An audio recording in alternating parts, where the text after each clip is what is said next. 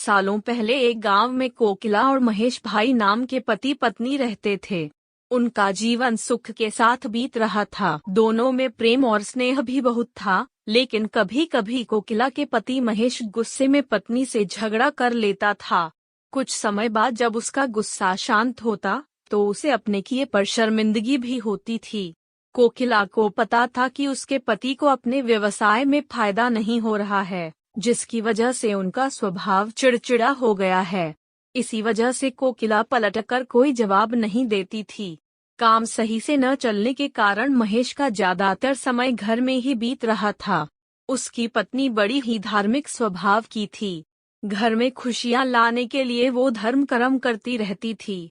एक दिन दोपहर के समय उनके घर में एक बूढ़े महात्मा आए।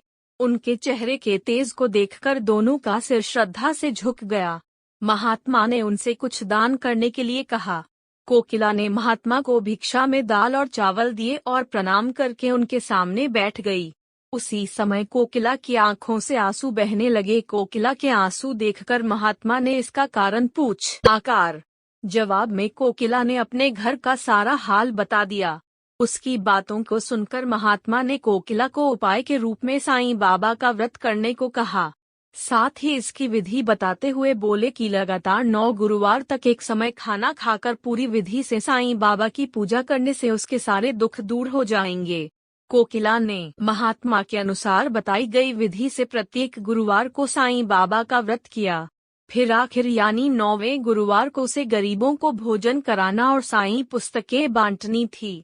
किसी तरह से खाना और किताबों का इंतजाम करके कोकिला ने ये सब कार्य भी पूरा कर लिया।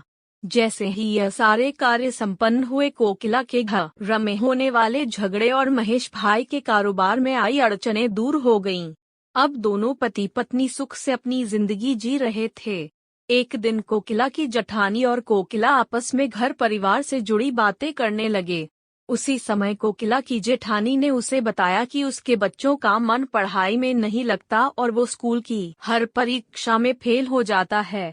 जेठानी की बातें सुनकर कोकिला का मन भर आया। उसने तुरंत साईं व्रत के बारे में अपनी जेठानी को बताया। पहले कोकिला ने अपने घर का किस्सा सुनाया कि वो कितने परेशान थे और साईं बाबा की कृपा से आज कितने सुखी हैं। उसके बाद कोकिला ने अपनी जेठानी को पूरे 9 गुरुवार साईं व्रत करने को कहा और उसकी विधि भी बताई। कोकिला की जेठानी ने ठीक वैसा ही किया और कुछ ही समय में उसके जीवन का संकट भी दूर हो गया। उसका बच्चे का मन पढ़ाई में लगने लगा और उसके अच्छे अंक आने लगे। कहानी से सीख: मुसीबत के समय घबराने की जगह आराध्य पर सच्ची श्रद्धा रखते हुए परेशानी दूर करने की कोशिश में लगे रहना चाहिए। Like, share and subscribe. Thanks you friends.